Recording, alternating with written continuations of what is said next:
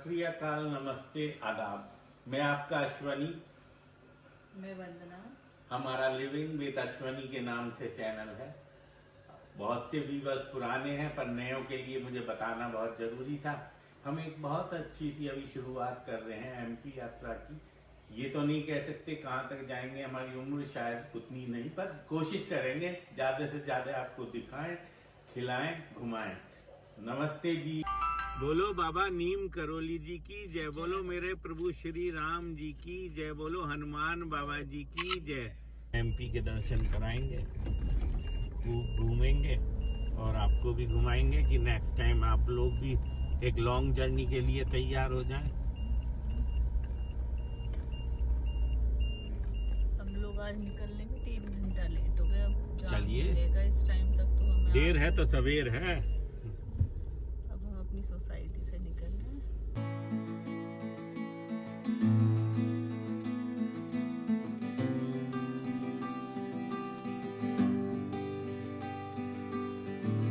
Five hours later. हम लोग ओरछा पहुंच चुके हैं रात 8 बजे। सुबह 11 बजे घर से निकले थे। ये हमारा रूम है, बहुत ही बढ़िया। होटल का क्या नाम है भाई? जानकी विला। ये बिल्कुल बेतवा नदी के किनारे है। सुबह आपको बेतवा नदी के दर्शन कराएंगे।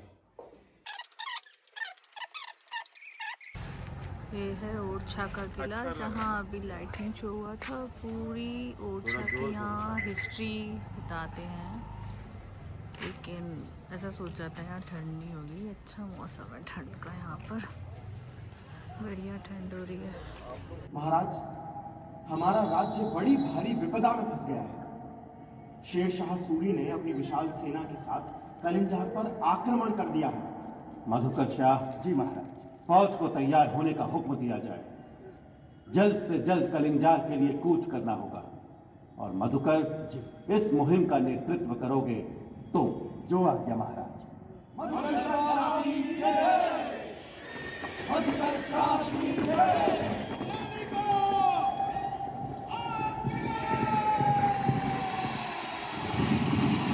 The next day. ये हमारा रूम है इधर सामने, आवाज नहीं आएगी और ये सामने अश्विनी जाते हुए। अब हम मॉर्निंग में जा रहे हैं। कुछ यहाँ कह रहे थे कि कोई एक रिवर साइड है, वहाँ पे सनराइज़, लेकिन हम लोग थोड़ा सा लेट हो गए, तो सनराइज़ का तो कोई मतलब ही नहीं है। लेकिन यहाँ भी मॉर्निंग में ठंड है। मैं तो दोबारा गई अपने रूम पर, फिर मैंने स्वेटर डालकर, तो हम अब चल रहे हैं। ये हमारे सामने रिसेप्शन है। इधर से आप कहाँ जा रहे हो? यही है बाहर निकलने का थोड़ा। चल, और बढ़िया।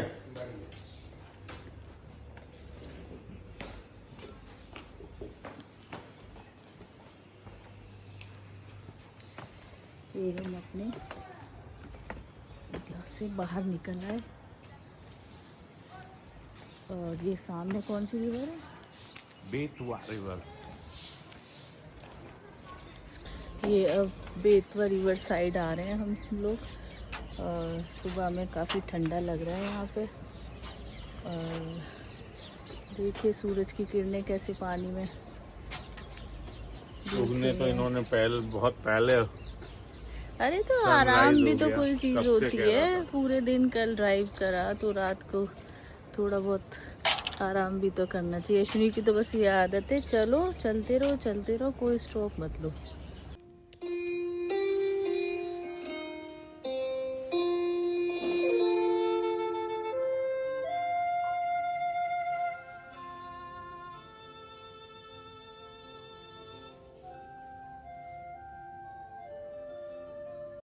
अब हम लोग वापस जा रहे हैं, क्योंकि 8 बजे हमने एक गाइड को बुक कर दिया था कि वो हमें सारा ओरछा में जो भी चीज़ें हैं उन सबको दिखाएगा। तो उसके भी टाइम होने वाला है 8 बजे का। तो सोच रहे हैं उससे पहले से, वैसे तो हम लोगों ने अपने होटल में एक चाय ले ली थी एक बढ़िया वाली कुल्हड़ की चाय, और बाहर हो जाए लोकल लोग तो इस- कभी नहा रहे हैं। मौसम का भी हल्की हल्की ठंड का ही मज़ा आ जाएगा। बहुत। चलिए मिलते हैं आपसे थोड़ी देर बाद। हमारे गाइड भैया हैं। आपका शुभ नाम भाई साहब? बबलू बबलू जी हैं। इस्माइल। यहीं के रहने वाले हैं आप? हाँ, और सही का निवासी। अच्छा अच्छा। ये कौन सा महल है जी? ये जहांगीर महल है सर। अच्छा, कुछ इसके बारे में आप बताएंगे? हाँ बताएंगे सर। देखिए सब, ओरछा तो बुंदेला डायनेस्टी है, बुंदेला राजपूतों का राज रहा, हिंदू राजाओं का। पर जहांगीर महल क्यों बना, इसका इतिहास थोड़ा हटके है। और यहाँ की जो हिस्ट्री है वो चौथे नंबर के राजा से है। फर्स्ट पर रुद्रप्रताप बुंदेला, भारती चंद, मधुकर शाह के बेटे वीर सिंह। तो ये जो कार्य आप देख रहे हैं ये वीर सिंह के शासनकाल का। तो यहाँ पे जो हिस्ट्री है वो चौथे नंबर के राजा से है। जब अपन राजा महल पहुँचेंगे तो एक नंबर पे पहुँचेंगे। वो जो वीर सिंह जी थे वो जहांगीर जी के फ्रेंड थे शायद, जी है ना? जी जी और वो केवल उनको खुश करने के लिए ये महल बनाए, जी जिसमें शायद एक रात वो रहे। जी जो हमें जानकारी है, सही है? सही है।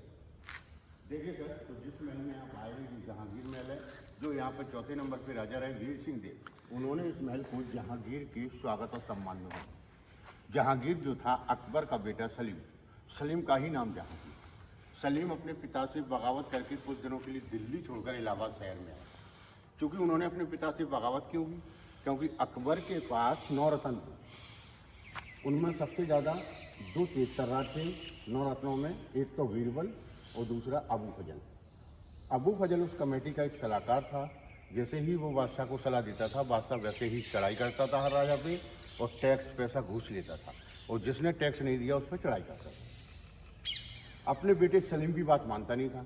सलीम और अबू फजल की बात बनती नहीं थी। तो वो अपने पिता से बगावत करके कुछ दिनों के लिए दिल्ली छोड़कर इलाहाबाद शहर में आए।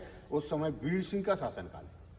वीर सिंह देव को मालूम चला सलीम यहाँ छुपा हुआ है। इन्होंने अंदाज लगाया ऐसा ना हो अकबर का बेटा है हमारे बुंदेलखंड पे, कोई आक्रमण करना हो, कोई योजना तो नहीं बना रहा। इन्होंने उससे दोस्ती का हाथ बढ़ाया। सलीम का भी बुरा वक्त था, वो भी चाह रहा था मैं वीर सिंह देव से दोस्ती करूं तो मुझे कुछ मदद मिले। दोनों की सब मित्रता हुई। 1605 में अकबर की जैसी डेथ हुई, सलीम को राजगद्दी मिली और वो बादशाह बना, तो उसका नाम चेंज हो गया जहांगीर। उसके खुश करने के लिए, अपना साम्राज्य बचाने के लिए, अपना टैक्स माफ कराने के लिए इस महल का निर्माण महाराजा वीर सिंह देव ने 1605 से 27 में कराया। 1605 से 27 मतलब 22 साल लगे इसको बनवाने में। 27 में जहांगीर आया, एक रात रुका और चला गया। इसलिए इस महल का नाम जहांगीर। आफ्टर इस महल को किसी राजा ने यूज नहीं किया, एम्प्टी रहा, वो एज इट इज रहा है उसके बाद। हाँ, क्यों नहीं किया कि पहले तो थोड़ा सा जातिवाद का स्तर ज्यादा था। मुस्लिम थोड़ा डाउन माने जाते थे, बुंदेला राजपूत थोड़ा मुस्लिम ने यूज किया था, इसलिए बुंदेला वंश इसमें प्रवेश नहीं किया। एक आइडिया से हिंदुस्तान का बादशाह है, पता नहीं कितनी फौज पाटा लेके आ रहा, उस आइडिया से इस महल के अंदर 136 कमरे बनवाए थे। ये जो कमरे हैं हाँ, ये जो कमरे ये बने हैं साइड में, ये पूरे राउंड में है मैडम 36 कमरे, 100 कमरे बेस्टमेंट में अंडरग्राउंड। अच्छा, तो जहाँ पे आपकी गाड़ी खड़ी है, नीचे जाने की परमिशन है किसी? नहीं, वो तो बंद कर दी विभाग ने। और ये वाले ये भी बंद? ये भी बंद कर दी। अच्छा, तो टोटल 136 कमरे बनवाए थे। इसको हिंदू राजा ने बनवाया मुस्लिम के लिए, इसलिए इसमें कॉम्बिनेशन हिंदू इस्लामिक आर्किटेक्चर दिए हैं। जैसे आप देख रहे हैं ना, फर्स्ट ब्रैकेट में हेलीफेंट बने हुए हैं, ये हिंदू, ये 108 हेलीफेंट है पूरे राउंड में, जो हिंदू आर्किटेक्चर में है। सेकंड में जो गोल गोल डूम बनी है, ये मुगल स्टाइल। जैसे आप बड़ा डूम देख रहे हैं ऊपर, एकदम प्लान है, मस्जिद टाइप का। कॉर्नर्स वाला देखो आप, लोटस फ्लावर आई है, हाँ, कमल का फूल उल्टा, जो हिंदू में। आज भी 2 कलर दिखते हैं madam, green and blue. Blue Hindu culture होता है, ग्रीन मुस्लिम कल्चर। ये सिंबल बनवाया था जहांगीर के सम्मान में आने के लिए। सेंटर में क्लीन वाटर, कॉर्नर्स में चारों तरफ जो रूम बने हैं, इनमें क्लीन वाटर, परफ्यूम, गुलाब के फूल वगैरह। जहाँ से इस महल में आप एंटर किए हैं, ये इसका पूरा बैक साइड है। देखिए, ये इस महल का मेन एंट्रेंस है, जहाँ से जहांगीर प्रवेश किया है। इस महल का मेन एंट्रेंस भी उन्होंने हिंदू इस्लामिक आर्किटेक्चर में डाला है। ये जाली कटिंग से डोम तक पूरा इस्लामिक है ऊपर, और नीचे जो फ्लावर हेलीफेंट बने हैं, ये हिंदू आर्किटेक्चर। ये पूरा रेड सैंडस्टोन है, पत्थर से बनाया, नक्काशी से कटिंग है। ये दोनों हाथी जहांगीर के स्वागत बैलून में खड़े हैं। एक अपनी टूर से बैल बजाया, ये फूल माला, और यहाँ भी डबल ही रंग के पत्थर हैं। हाँ, ये वाला एरिया जो दिख रहा है सर, ये जो खंडर पड़ा है यहाँ, कुछ पेड़ों के पीछे साइड है। तो ये जो खंडर एरिया है, यहाँ के जो राजा थे रूप प्रताप बुंदेला, उनके मंत्री मिनिस्टर की कोठियाँ रही।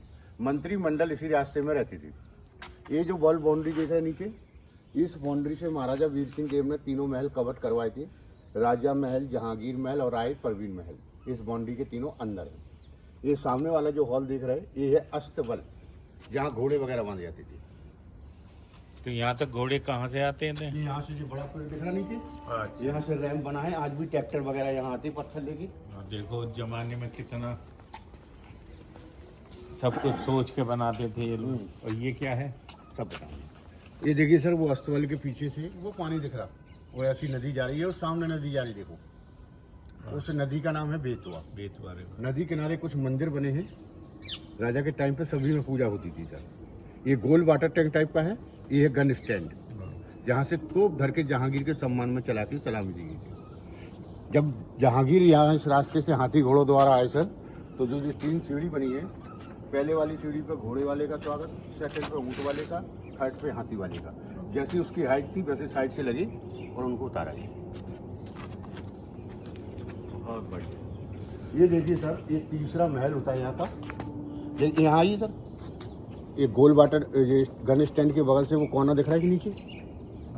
पानी जाए नहीं, यहाँ आओ, यहाँ सर। ये जो गन स्टैंड है, अच्छा, इसके नीचे वो एक कोना से दिख रहा है नीचे बिल्डिंग, वो है हमाम खाना। ये देखिए तीसरा महल होता है यहाँ का राय परवीन महल। राय प्रवीण जो थी राजा के टाइम पर रॉयल डांसर थी। परवीन नहीं थी, मुस्लिम नहीं, हिंदू, प्रवीण। इसके अंदर तो आप गोल गोल चक्के देख रहे हैं बाउंड्री वॉल के अंदर, इसमें पेड़ पौधे लगा के रखती थी सजा के अपना महल। बहुत सुंदर डांसर। हाँ, तो राय प्रवीण जो थी राजा के टाइम पर रॉयल डांसर थी, राज्य नर्तिका। रॉयल डांसर के साथ साथ उस पीरियड की काफी विश्व सुंदरी थी और कावित्री थी, कविता लिखती थी। जब उसकी सुंदरता की खबर आगरा दरबार में पहुंचती है तो बादशाह आदेश जारी करता है कि राय प्रवीण अब ओरछा दरबार की शोभा नहीं बढ़ाकर आगरा दरबार की शोभा बढ़ाई। हिंदुस्तान के बादशाह का कहना तो टाल नहीं सकते। उस पीरियड के जो नगरवासी थे सभी ने राय प्रवीण को समझाया। राय प्रवीण ने साफ मना कर दिया, मैं आगरा दरबार में डांस के लिए नहीं जाऊँ। उस पीरियड के जो चौथे नंबर पे राजा रहे वीर सिंह थे, उनके बेटे इंद्रजीत की वो प्रेम पत्री। महाराजा इंद्रजीत ने सोचा कि हिंदुस्तान के बादशाह से पंगा लेना तो है मुश्किल। उसने समझा बुझाकर राय प्रवीण को आगरा दरबार में पहुंचाया।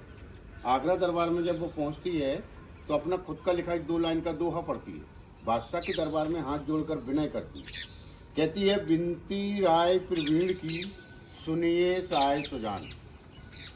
बिनती राय प्रवीण की सुनिए साय सुजान, और झूठी पातल भगत है बारी बाय स्वान। बारी माने निचले लोग, बाय माने कौआ, स्वान माने कुत्ता। झूठी पत्तल को सिर्फ वही लोग खाते हैं, और मैं महाराजा इंद्रजीत की झूठी पत्तल के समान।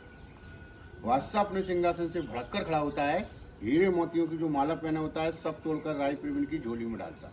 कहता है, राय प्रवीण, आज तक मैं तुम्हारी खूबसूरती से बगावत तो था, पर तुम्हारी दिलेरी ने मेरी नजरों में इज्जत और बढ़ा। झूठी पत्तल बाके में कुत्ते खाते हैं, और मैं तो हिंदुस्तान का सम्राट और बादशाह हूँ।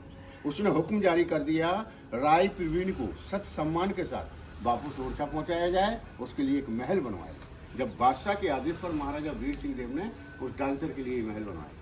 बताते हैं, बुंदेलखंड की पहली महिला, पहली डांसर ऐसी थी कि बादशाह के दरबार में 2 बातें सुनाने के बाद भी बाई इज्जत रिटर्न वापस आई और उसके लिए महल बनाया।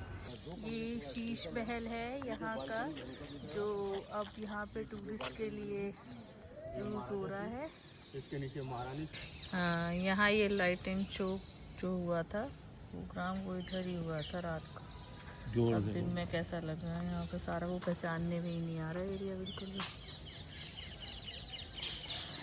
चले अब नीचे चले।